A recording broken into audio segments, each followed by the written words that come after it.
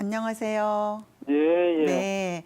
제가 아버님 상담해드리기 전에 좀 몇 가지 좀 확인을 조금 할게요. 예, 예. 이런 증상이 생기신 지가 얼마나 되셨어요? 오래됐어요. 오래됐다는 게 젊어서부터 그러신 건가요?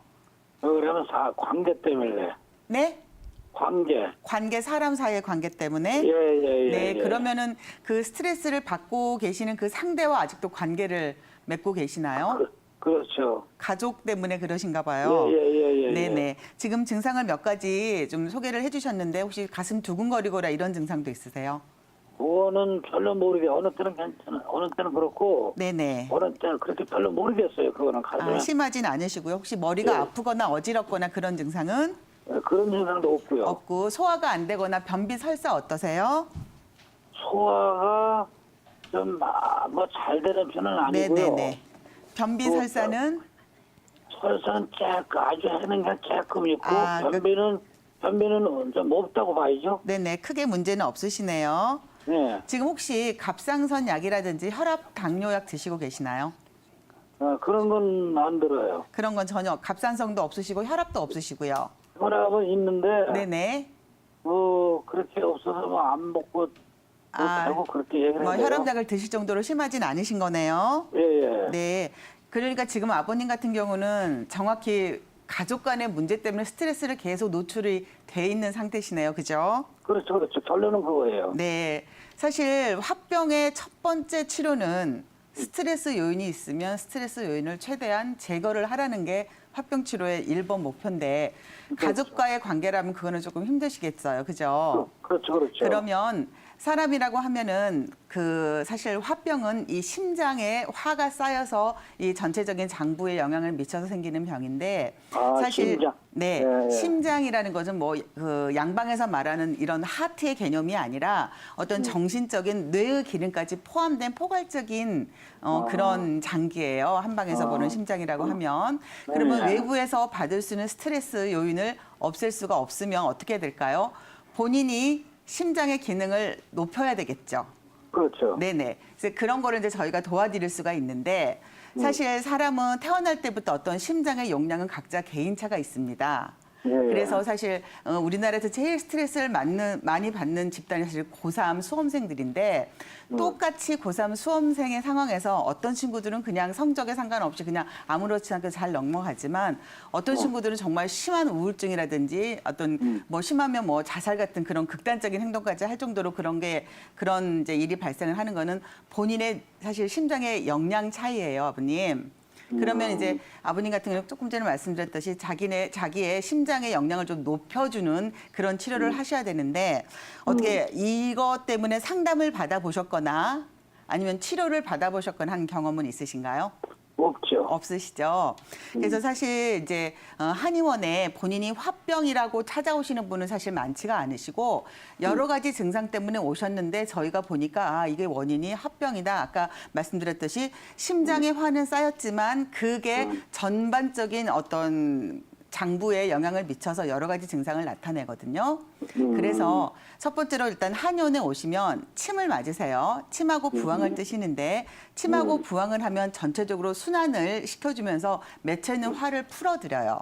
네네. 그리고 또 제가 쓰는 방법은 약침이라는 게 있는데요. 약침은 침에다가 한약에서 추출한 약액을 집어넣어서 어떤 그 밸런스를 맞춰서 조금 더 적극적인 방법이 있어요. 그래서 그 약침도 한 가지 방법이 되고 보면 아버님은 스트레스 요인을 어떻게 제거를 못하신 상태에서 조금 더 적극적으로 치료를 하셔야 되기 때문에 이런 경우는 약제가 좀 들어가야 되거든요. 그래서 앞에서 여러 원장님들께서 약제를 소개를 시켜드렸는데 사실 이런 약제는 정확하게 아버님의 증상을 모르기 때문에 이게 단박약으로 드시면 조금 위험하실 수 있으니까요. 그렇죠. 네네.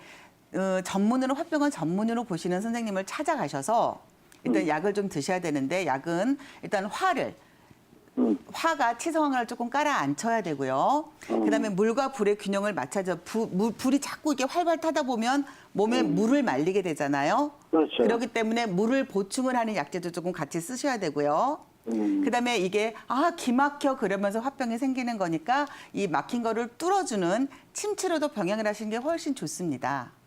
네네. 그리고 사실 화병이라고 하는 거는 화를 내서 생기는 병이 아니라 화를 참아서 생긴 병이거든요. 그렇죠. 그래서 가족 간에 혹시 대화로서 해결이 될 수 있으면 본인의 솔직한 심정을 조금 대화로 좀 나눠 보시고요. 가족 간의 대화가 조금 안 되신다 싶으면 아버님도 사실 임금님기는 당나귀기 하는 식으로 어딘가에 누군가한테 표현을 좀 하셔야 되거든요. 그렇죠. 그래서 저는 제 병원에 오는 환자분들한테 종교를 권해요. 종교를 권하면 종교를 함으로써 그 본인이 믿는 어떤 종교도 상관없어요. 그 신하고 대화를 하실 수가 있어서 자기 마음을 솔직하게 표현을 하는 좀 이렇게 내 쏟아붓는 그런 단계가 필요해서 근데 원장님, 네네. 제가 저 기독교 신자거든요. 아, 그러면 기독교 신자시면 조금 더, 그러니까 종교를 가지고 계신 분은 그게 해답은 아니면 다른 방법으로 찾아야 되죠. 그래서 일단 화를 푸는 방법이 발산을 해서 푸는 방법이 있고요. 다운시켜서 명상을 통해서 하는 방법이 있기 때문에 사실 운동 방법도 개인차가 있어서 제가 아버님을 그렇죠. 직접 보지 않은 상태에서 명상을 하세요, 운동을 하세요 그런 말씀을 못 드리니까 정확히 본인이 어떤 화가 치성한 상태인지 아니면 음이 부족한 상태들 조금 확인을 하고 운동 방법이나 약간 명상 방법을 제가 알려드려야 될 것 같고요. 아, 네네. 차라리 예, 예. 그러니까 그래서 그러니까 이런 원장님하고 화병의 한번- 네, 제가 좀 예. 말씀드릴게요. 예, 예. 화병의 상태는 화병이라 그래서 뭐가 좋고 이런 이 공식이 없어요. 본인 상태를 정확히 진단을 해야지 약제도 아까 말씀드린 대로 막힌 거를 뚫어주는 게 주력을 할 것인지 그렇죠. 화를 끄는 치료를 할 것인지 아니면 물을 보충해서 화를 끌어내릴 것인지 그거는 전문가가 판단을 하셔야 됩니다. 네네. 그래서 제가 볼 때는 치료를 한 번도 안 받아보셨으니까 제가 이렇게 병원에서 보면 의외로 화병이 잘 잡혀요. 그리고 또 의사에서 좋은 게 뭐냐면 의사하고 상담을 하면서 상담을 하는 그 자체가 또 치료가 되실 수 있거든요. 그래서 굉장히 이 정신과적인 치료는 상담 치료가 굉장히 중요합니다. 그래서 일단 뭐 약을 혹시 짓더라도 그 약만 짓고 끝나는 게 아니라 한 일주일에 두세 번씩 오셔서 침 치료 받으시고 필요한 뜸 치료도 받으시면서 의사 선생님하고 상담을 하면서 본인의 마음을 털어놓으시면 그 자체가 치료의 과정이 될 수 있거든요. 네네네. 그래서 반드시 하루라도 빨리 가시는 게 덜 고생하시는 방법이세요. 그렇죠. 네네네. 시청자분께서는 연세가 89살이면 거의 90이 다 되셨는데 사실 이 연세가 되면은 거의 90% 이상 100% 정도에 근접하는 분들이 사실 이 퇴행성 이 근골격계 질환으로 정도의 차이는 있지만 누구나 갖고 계시거든요.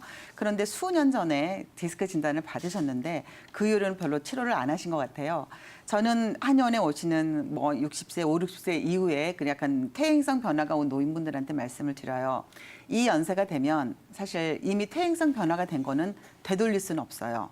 이거는 이 연세가 되면은 치료의 저기로 접근하는 게 아니라 관리의 의미로 접근을 하셔야 되는데 치료와 관리의 차이는 뭐냐면 치료라는 거는 악화된 거를 되돌려서 완전히 낫게 하는 게 치료고 관리라는 거는 그나마 지금 이 상태를 유지를 하면서 더 이상 악화되지 않고 일상생활이 불편하지 않도록 유지하는 어느 정도 그게 관리의 차원인데 이 환자분 같은 경우는 너무 그동안에 좀 치료를 안 하신 게 더 악화되셔서 이제 다리가 거의 마비되고 힘도 없고 오그라들고 그다음에 아까 말씀드린 뭐 하지불안 증후군처럼 그런 다리가 떨리는 증상까지 있으시거든요. 이거는 사실 그동안에 관리가 전혀 안 되신 거예요. 하지만 지금이라도 금방 말씀드렸듯이 예전처럼 뭐 아무런 문제가 없이 완벽하게 치료는 사실 힘들어요. 힘들지만 지금부터라도 꾸준히 침 치료 받으시면 침을 맞으시면 그쪽에 근육이나 인대를 자극을 하면 근육이나 인대가 순환이 좋아지면서 더욱더 악화되고 약간 힘이 생길 수 있고요.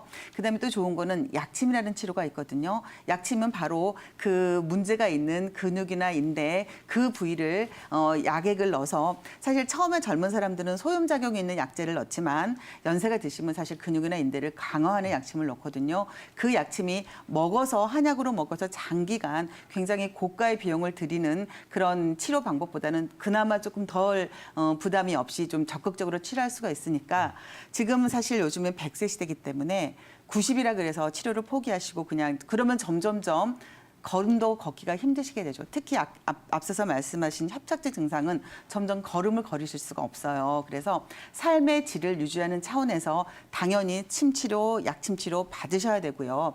그다음에 굉장히 운동도 중요하거든요. 그래서 연세가 드셔서 이 정도 되면 거의 외부 활동을 못 하시는데 하루에 자기가 걸을 수 있는 오늘은 50m밖에 못 걸었으면 다음은 1m, 2m라도 하루에 2, 30분씩 꼭 나가서 걸음을 걸으셔야 되고 그것도 불편하시면 집에서 더운 물을 받아 놓거나 아니면 목욕탕에 가셔서 따뜻한 탕에 담그시면서 약간 근육이 이완된 상태에서 꾸준히 운동을 하시면 이거는 앞으로의 몇 년이 남아있는 그 삶을 조금 더 여유 있게 덜 고통스럽게 사실 수 있으니까 지금 포기하지 마시고 지금이라도 하루도 빨리 한의원에 가셔서 침치료, 약침치료 받으시고 집에서 운동하시고 온탕하시고 반드시 그렇게 하기를 권해드립니다.